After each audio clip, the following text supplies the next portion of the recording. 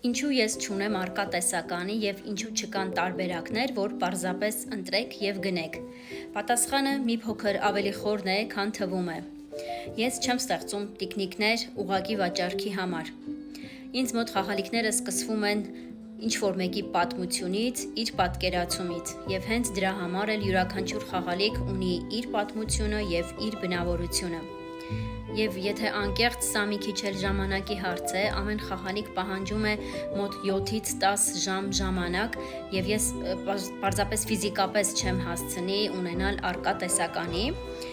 բայց չեմ բացառում, որ ապագայում կունենամ փոքր սահմանափակ հավաքածու։ Այս պահին ինձ համար ամենակարևորը մնում է մեկ բան, որ ամեն խաղալիք լինի ոչ միայն պարզապես ընտրություն, այլ հենց ձեր անձնական պատմությունը և ձեր սիրո արտահայտումը։